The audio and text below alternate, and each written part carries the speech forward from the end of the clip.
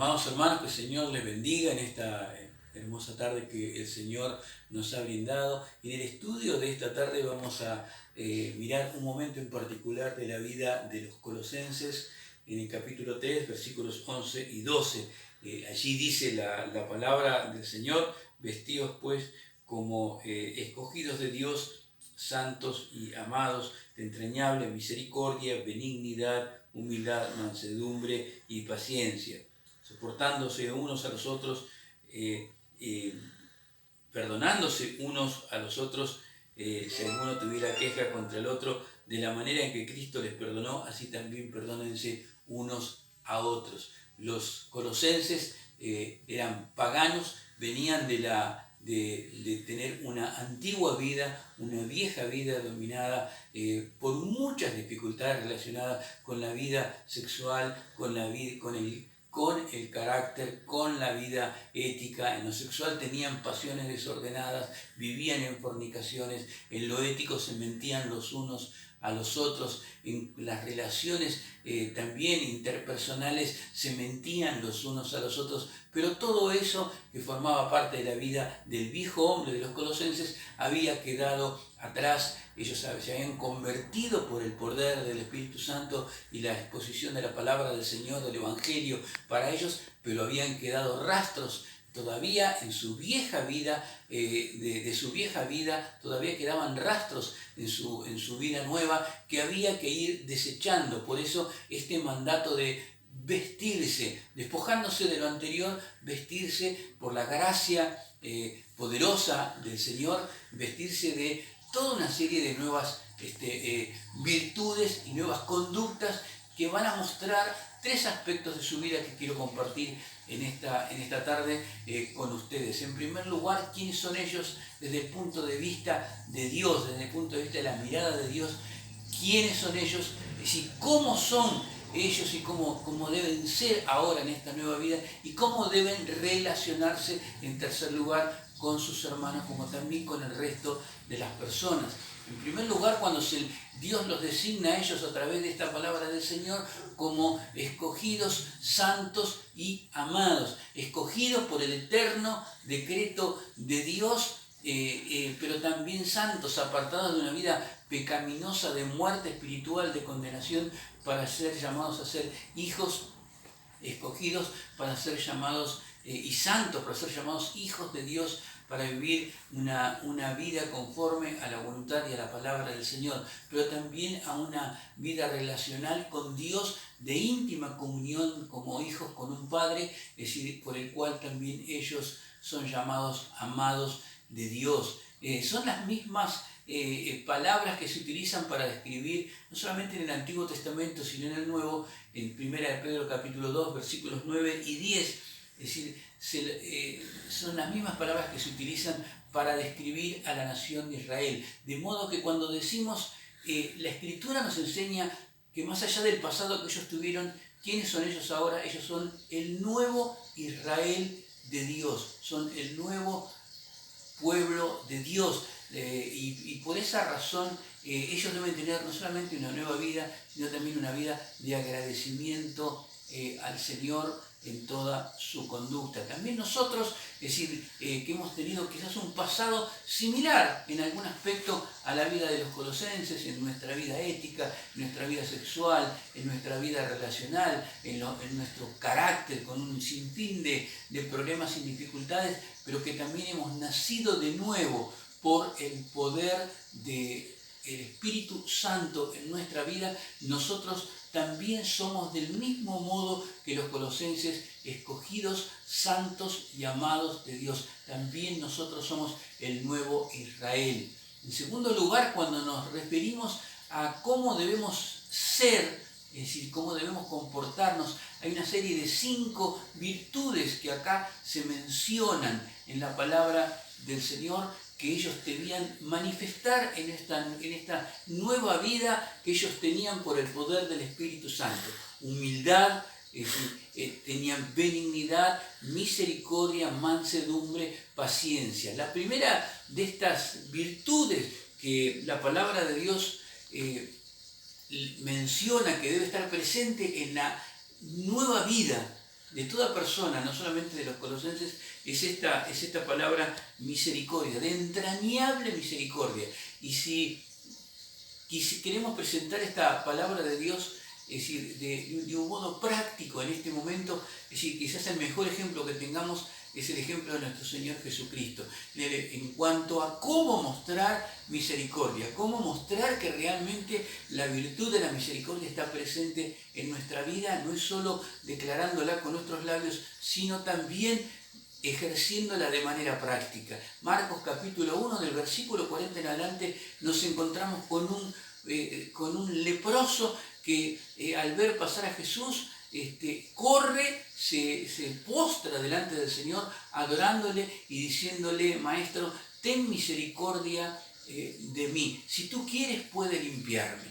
Y el Señor Jesucristo lo toca y con sus propias manos esta persona es sanada y restaurada a toda su vida social, por la cual no podía relacionarse con los demás, a su vida religiosa, por la cual no podía adorar, a su vida familiar, de la cual había tenido que desprenderse.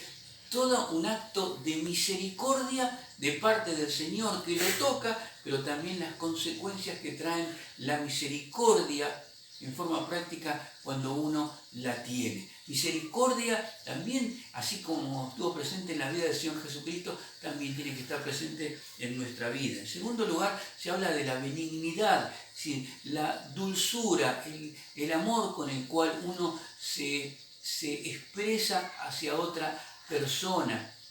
Para algunos la traducen también como bondad, pero en este caso, es decir, la benignidad, la forma dulce, la forma tierna, la forma amorosa de tratar a otras personas, especialmente a nuestros hermanos, también tiene que estar presente en nuestra vida, como se pidió que estuviera presente en la vida de los colosenses. En Juan capítulo 8, allí encontramos una mujer sorprendida en adulterio, que los fariseos y otros líderes religiosos de Israel la traen a los pies del Señor para lapidarla, para asesinarla, para matarla directamente a pedradas, y que pretendiendo poner a prueba al Señor le dicen: la ley de Moisés dice que tenemos que lapidarla, ¿tú qué dices? Y el Señor, en un pasaje muy conocido por todos, allí está inclinado, escribiendo en el dedo algo que nunca sabemos qué es lo que escribió. Allí está el Señor escribiendo, se pone en pie y les pregunta a todos ellos con tan sabiamente, si el que esté libre de pecado, que tire la primera piedra. Cosa que todos se retiran uno detrás del otro, y el Señor se dirige allí tierna y amablemente, porque sus actos lo muestran de esa manera, a la mujer adúltera, sorprendida en adulterio, condenada por la ley a morir lapidada. El Señor le pregunta: mujer, ¿dónde están los que te acusaban? ¿Alguno te condenó? Y ante las palabras de la mujer decir: ninguno, Señor, él dice: ni yo te condeno, vete y no peques más.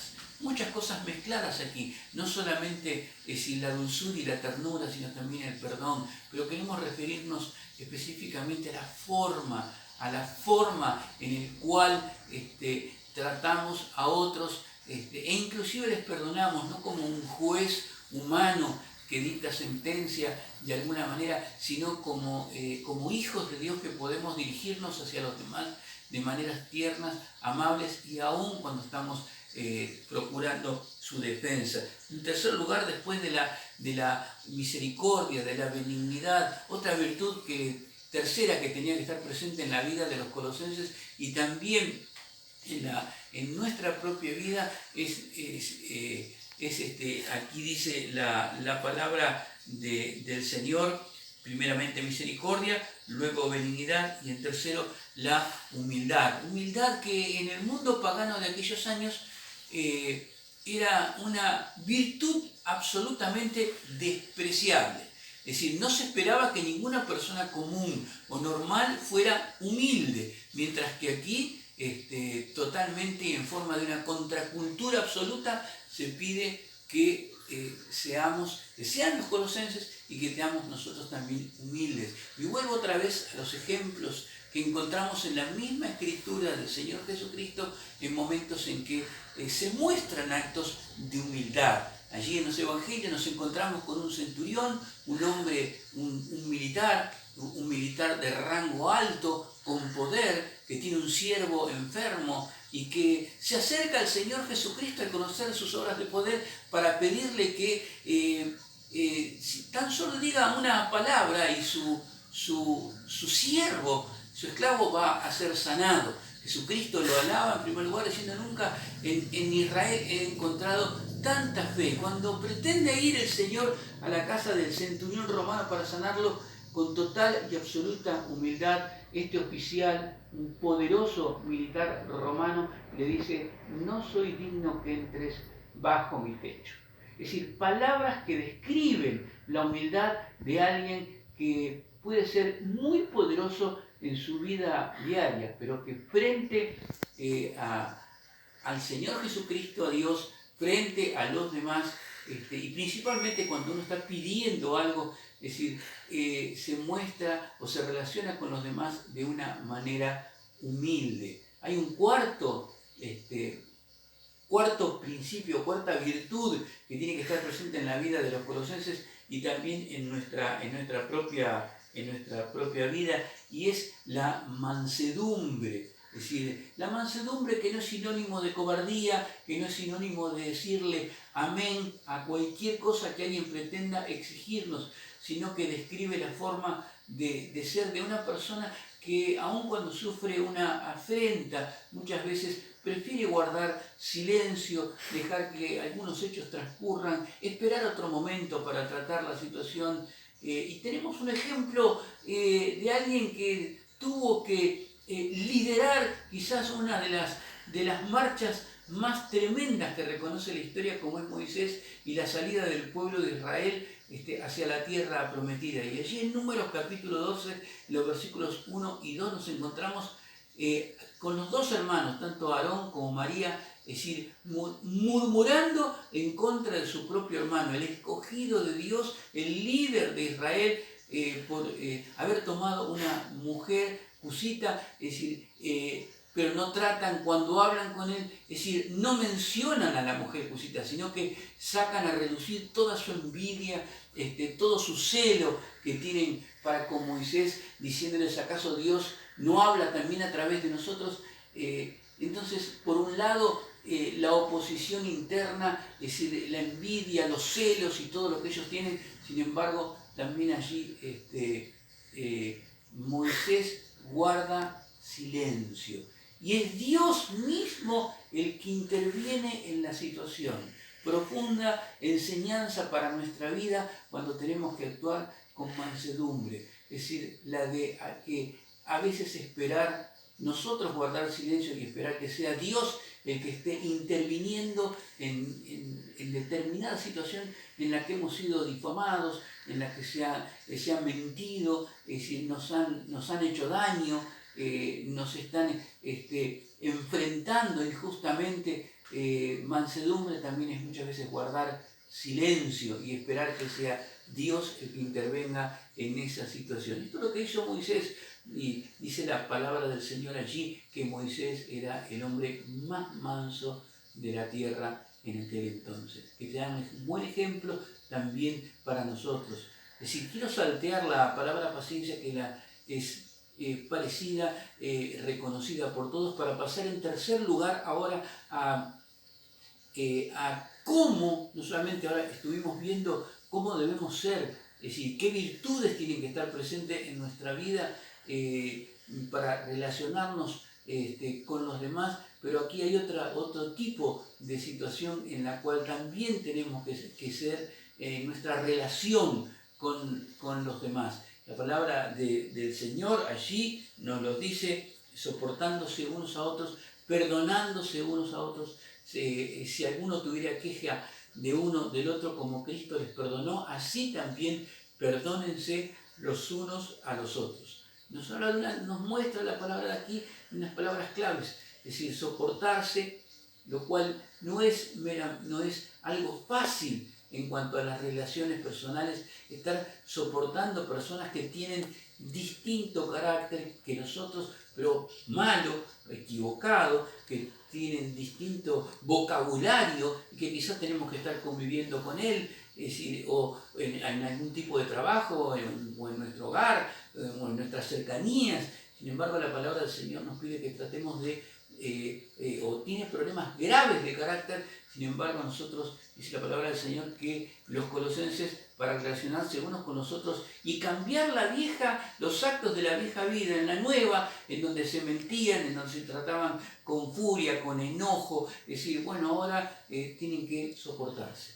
Ahora tienen que soportarse y tienen que tolerarse. Las quejas que pueda haber de unos contra otros, tiene que haber esta actitud de parte de los colosenses. Es decir, soportarse, tolerarse y por sobre todas las cosas perdonarse. Es decir, ¿por qué? Porque nunca el perdón que se le otorga a nuestro hermano, particularmente, va a ser comparable con el perdón que Dios nos ha otorgado a nosotros. Sin embargo, se da como ejemplo de la medida del perdón que nosotros tenemos que tener. De la manera que Cristo les perdonó, así perdónense los unos a los otros. Llamó la atención a estas expresiones de los unos a los otros, ¿no? Tolerándose, perdonándose, soportándose. El Señor nos ayude a poder desarrollar por el poder del Espíritu Santo estas virtudes en nuestra propia vida, para que podamos no solamente glorificar a Dios con ellas, sino también relacionarnos y ser de bendición para nuestros hermanos como también para el prójimo. Que el Señor les bendiga y vamos a continuar en este tiempo devocional, virtual, de oraciones, de exposición de la palabra del Señor y de adoración y alabanza al Señor. Que Dios te bendiga.